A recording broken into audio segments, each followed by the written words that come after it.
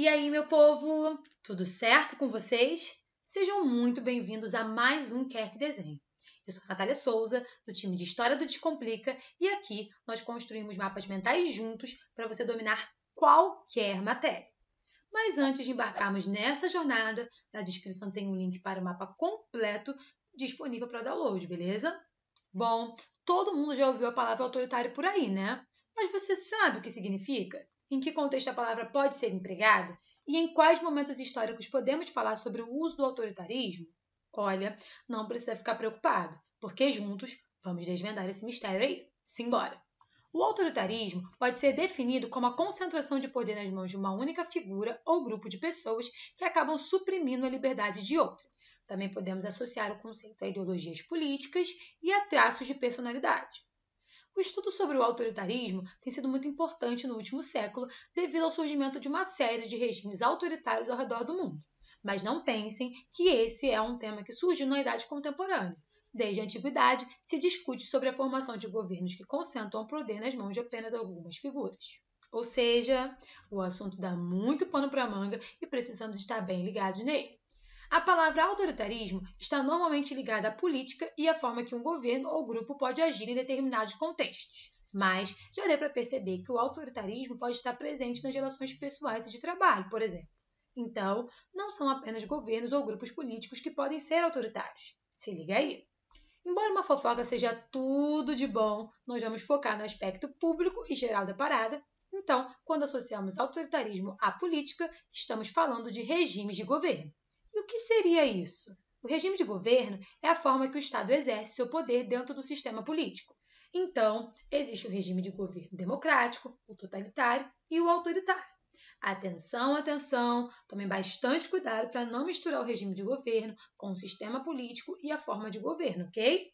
Mas isso é papo para um outro rolê. Assim, podemos identificar algumas características de regimes de governo que são baseadas no autoritarismo, como a censura, o controle das liberdades individuais, mecanismos de controle político e social, a revogação de direitos, o uso da violência e a perseguição a opositores. Para muitos autores, o ato de ser autoritário está ligado à ideia de manter uma determinada ordem ou então o seu uso é justificado pela tentativa de impor uma nova ordem. Meio confuso, né? Mas pega a visão. O autoritarismo pode ser usado para justificar a manutenção da ordem social, política e econômica que já está vigente e de alguma forma está ameaçada, como veremos daqui a pouco nos nossos exemplos. Mas ele também pode ser utilizado como argumento para superar um determinado momento de caos e alcançar uma suposta ordem desejada. Para que essa ordem seja colocada em prática, é necessário o exercício arbitrário do poder. Ou melhor, a concentração de poder na mão de alguém ou de determinado grupo que vai exercê-lo de forma autoritária e de acordo com os seus interesses. Portanto, para o autoritarismo, a existência de uma hierarquia é fundamental, uma vez que a figura dominante exerce o poder sobre aqueles que estão abaixo da sua posição. Ou seja, é aquele ditado que sempre ouvimos por aí: tem aqueles que mandam e aqueles que obedecem. A ideia de obediência por parte da população é um dos principais argumentos de governos autoritários. Então, quando falamos de autoritarismo, 3 palavras são essenciais: ordem, hierarquia e poder. Nos estudos contemporâneos, o autoritarismo acaba sendo pregado como um contraponto do regime democrático e das instituições representativas. Por isso, o termo acaba causando bastante confusão com relação a outros conceitos que muitas vezes são bem parecidos, como o totalitarismo, a ditadura, a tirania e a autocracia, por exemplo. A confusão mais comum, normalmente, é entre autoritarismo e totalitarismo, uma vez que ambos partilham de práticas repressivas e controladoras. Outra coisa em comum é a forte utilização da propaganda como forma de controlar as massas ou de elevar a figura de determinado líder. Porém, são regimes de governos distintos e é importante fazer essa divisão, embora muitos autores defendam que não dá para dividir tanto assim. Mas vamos tentar, né? No caso do autoritarismo, além das características que já citamos aqui anteriormente, como o controle da estrutura política e da participação popular, para muitos autores, o regime de governo autoritário nem sempre possui ideologias tão bem definidas. O totalitarismo partilha das mesmas características do autoritarismo, porém é como se ele elevasse ao extremo tudo aquilo que citamos aqui. Vamos por partes. O regime de governo totalitário é baseado normalmente na existência de um único partido. Além disso, o seu controle e coerção não ficam apenas na vida pública e social. O governo totalitário controla até mesmo a vida privada da população, ou seja, tudo passa necessariamente pela figura do Estado.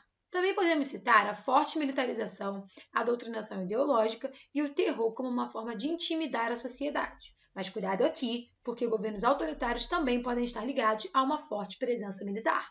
Outra característica bem importante do totalitarismo é a anulação da individualidade e da pluralidade humana.